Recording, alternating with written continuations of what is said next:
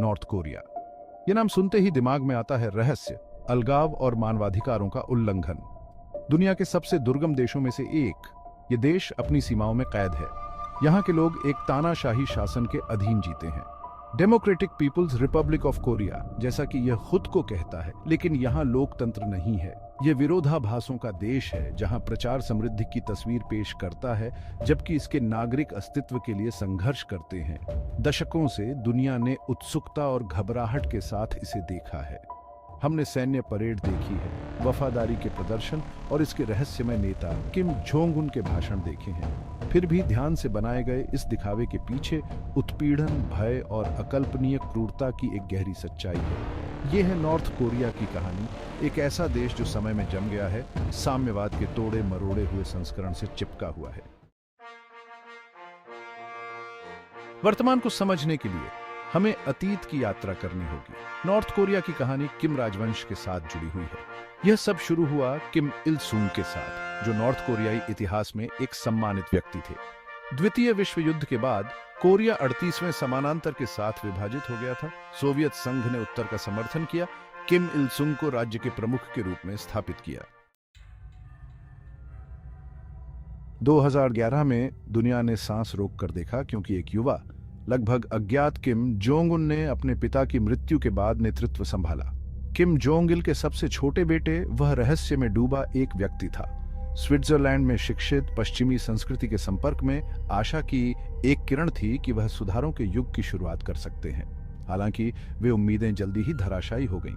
Kim Jong Un एक क्रूर नेता साबित हुए, जिन्होंने अपनी शक्ति को मजबूत करने और देश पर किम राजवंश की पकड़ बनाए रखने के लिए दृढ़ संकल्पित किया। उन्होंने अपने ही चाचा जंग सोंग थाइक सहित संभावित प्रतिद्वंद्वियों को बेरहमी से मार डाला। अपनी पश्चिमी शिक्षा के बावजूद किम जोंग उन ने अपने पिता की सोंगुन या सैन्य प्रथम नीति के प्रति अटूट प्रतिबद्धता दिखाई है। उनके शासन में नॉर्थ कोरिया ने अपनी सैन्य क्षमताओं, जिसमें इसके परमाणु और बैलिस्टिक मिसाइल कार्यक्रम शामिल हैं, को तेज कर दिया है। भय एक शक्तिशाली हथियार बना हुआ है, जिसका उपयोग असंतोष को दबाने और व्यवस्था बनाए रखने के लिए किया जाता है। एक ऐसे जीवन की कल्पना करो जहां आपके अस्तित्व के हर पहलू को राज्य द्वारा निर्धारित किया जाता है। नॉर्थ कोरिया में रहने वाले 25 मिलियन लोगों के लिए यही हकीकत है। जिस क्षण से वे जागते हैं, उस क्षण तक जब तक वे सोते हैं, उनके जीवन को सावधानी पूर्वक नियंत्रित किया जाता है। जानकारी पर सरकार का नियंत्रण पूर्ण है। राज्य द्वारा संचालित मीडिया सूचना का एकमात्र स्रोत नागरिकों पर लगातार प्रचार बमबारी करता है। यह नॉर्थ कोरिया को एक समाजवादी स्वर्ग के रूप में एक गुलाबी तस्वीर पेश करता है, जबकि पश्चिम, विशेष रूप से संयुक्त राज्य अमेरिका, को अपने कट्टर दुश्मन के रूप में प्रदर्शित करता है। बाहरी दुनिया तक पहुंच सख्त वर्जित है। इंटरनेट अधिकांश लोगों के लिए अस्तित्वहीन है। सेल फोन पर कड़ी नजर रखी जाती है। अनुमोदित आख्यान से किसी भी विचलन को त्वरित और क्रूर दंड का सामना करना पड़ता है। दीवारों के पार नॉर्थ कोरिया में श्रम और जीवन। नॉर्थ कोरिया में काम कोई विकल्प नहीं है, बल्कि एक दायित्व है। राज्य उत्पादन के सभी साधनों को नियंत्रित करता है, नौकरियां सौंपता है और मजदूरी तय करता है। अधिकांश नागरिक कृषि या राज्य द्वारा संचालित कारखानों में न्यूनतम वेतन पर अक्सर कठोर परिस्थितियों में काम करते हैं।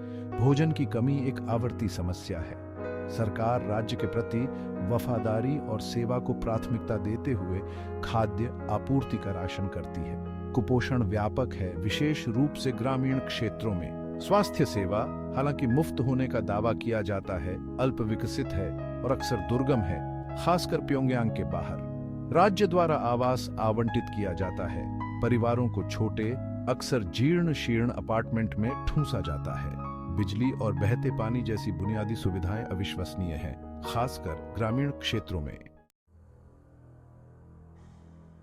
भीतर का गुलग नॉर्थ कोरिया के जेल शिविर। नॉर्थ कोरिया के पहाड़ों के भीतर गहरे छिपे हुए शासन की क्रूरता का एक द्रुत शीतन प्रमाण है क्वानलिसो। ये विशाल गुलग 80,000 से 1,20,000 कैदियों को रखते हैं, जिन्हें राज्य का दुश्मन माना जाता है। इन शिविरों में भेज दिया जाता है। कई लोगों को उनके पूरे परिवार के साथ आजीवन कारावास की सजा सुनाई जाती है। शिविरों में हालात भयावह हैं।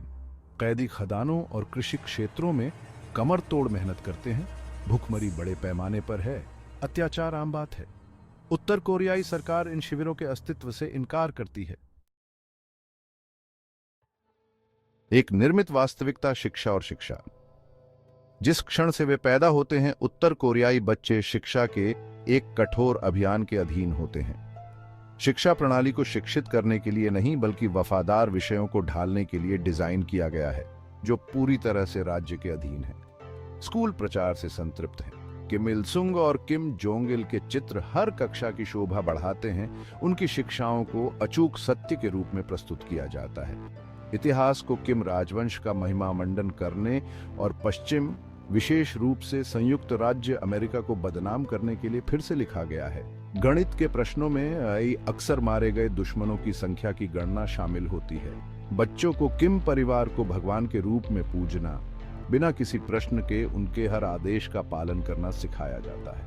उन्हें अपने ही परिवारों से भी असंतोष के किसी भी संकेत की रिपोर्ट करने के लिए प्रोत्साहित किया जाता है। अनुरूपता की विफलता के परिणाम स्वरूप गंभीर सजा मिलती है, जिससे भय और आत्म सेंसरशिप की गहरी भावना पैदा होती है। सैन्य मशीन शक्ति और व्यामोह। उत्तर कोरिया में सेना केवल एक लड़ाकू बल नहीं है, यह वह नींव है जिस पर शासन टिका हुआ है। किम जोंग उन की सोंगुन नीति सैन्य खर्च को सर्वोपरि प्राथमिकता देती है, तब भी जब इसके नागरिक जीवित रहने के लिए संघर्ष कर रहे हैं। उत्तर कोरिया दुनिया की सबसे बड़ी स्थायी सेनाओं में से एक है, जिसमें अनुमानित रूप से 12 लाख सक्रिय कर्मी हैं। सभी नागरिकों के लिए सैन्य सेवा अनिवार्य है। पुरुषों के लिए 10 साल और महिलाओं के लिए 7 साल की सेवा होती है। समाज का यह सैन्यीकरण उत्तर कोरियाई जीवन के हर पहलू में व्याप्त है। शासन अपनी सैन्य शक्ति को यह दावा करके उचित ठहराता है कि उसे संयुक्त राज्य अमेरिका और उसके सहयोगियों से अस्तित्वगत खतरा है। पागलपन की यह निरंतर स्थिति उसके लौह मुट्ठी, शासन को सही ठहराने और किसी भी असंतोष को दबाने का काम करती है। परमाणु खतरा एक वैश्विक चिंता। परमाणु हथियारों की उत्तर कोरिया की खोज दशकों से अंतर्राष्ट्रीय तनाव और अस्थिरता का स्रोत रही है। 2006 में अपने पहले परमाणु परीक्षण के बाद से इसने संयुक्त राष्ट्र के प्रतिबंधों की अवहेलना की है और कई मिसाइल प्रक्षेपण किए हैं, जिससे दुनिया भर में खतरे की घंटी बज गई है। शासन परमाणु हथियारों को अपने अस्तित्व की अंतिम गारंटी के रूप में देखता है। यह मानता है कि इस तरह के हथियार रखने से विदेशी हस्तक्षेप रुकेगा और किम राजवंश के शासन को जारी रखना सुनिश्चित होगा। हालांकि उत्तर कोरिया की परमाणु महत्वाकांक्षाओं का विपरीत प्रभाव पड़ा है। इसे अंतर्राष्ट्रीय समुदाय से और अलग थलग कर दिया है और एक क्षेत्रीय हथियारों की दौड़ शुरू कर दी है। इसके पड़ोसियों, विशेष रूप से दक्षिण कोरिया और जापान ने अपनी सैन्य क्षमताओं को मजबूत करके जवाब दिया है। एक नाजुक जीवन रेखा, चीन का समर्थन। एक ऐसी दुनिया में जो उत्तर कोरिया के प्रति तेजी से शत्रुतापूर्ण है, चीन उसका एकमात्र महत्वपूर्ण सहयोगी और आर्थिक जीवन रेखा बना हुआ है। उत्तर कोरिया के परमाणु कार्यक्रम के प्रति अपनी अस्वीकृति के बावजूद चीन ने इसे संयुक्त राष्ट्र के कठोर प्रतिबंधों से लगातार बचाया है। चीन की मंशाएं जटिल हैं। इसे उत्तर कोरियाई शासन के पतन का डर है, जिससे इसकी सीमा पर बड़े पैमाने पर शरणार्थी संकट पैदा हो सकता है और अमेरिका के नेतृत्व वाली सरकार के तहत कोरिया के एकीकरण की संभावना है। चीन उत्तर कोरिया को भोजन, ईंधन और कच्चे माल सहित आवश्यक सामान उपलब्ध कराता है। यह उत्तर कोरियाई निर्यात के लिए भी एक प्रमुख बाजार है, हालांकि संयुक्त राष्ट्र के प्रतिबंधों से इन्हें काफी कम कर दिया गया है। हालांकि उत्तर कोरिया के साथ चीन का धैर्य अनंत नहीं है और उसने दबाव डालने की इच्छा दिखाई है, खासकर परमाणु परीक्षणों जैसे उत्तेजक कार्यों के बाद। पर्दे के पीछे एक झलक। उत्तर कोरिया, द हर्मिट किंगडम, एक रहस्य बना हुआ है, एक ऐसी भूमि जो गोपनीयता में डूबी हुई है और भय से शासित है। किम राजवंश ने सत्ता पर अपनी लोहे की पकड़ के माध्यम से एक ऐसा अधिनायकवादी राज्य बनाया है जो किसी अन्य से अलग है। उत्तर कोरिया से बाहर आने वाली कहानियां वहां के जीवन की एक भयावह तस्वीर पेश करती हैं। वे व्यापक भूख, अथक प्रचार और कारावास या उससे भी बदतर के निरंतर खतरे की बात करते हैं। फिर भी अंधेरे के बीच आशा की किरणें हैं। चीन से तस्करी किए गए सेल फोन और डीवीडी की बढ़ती उपलब्धता बाहरी दुनिया की एक झलक प्रदान कर रही है। कुछ उत्तर कोरियाई शासन के आख्यान पर सवाल उठाने लगे हैं और एक बेहतर जीवन की कामना कर रहे हैं। उत्तर कोरिया के लिए आगे का रास्ता अनिश्चित है। क्या यह अलगाव और अवज्ञा के अपने रास्ते पर चलता रहेगा, या यह एक अलग भविष्य का चयन करेगा जो सुधार को अपनाता है और अंतर्राष्ट्रीय समुदाय में फिर से शामिल होता है?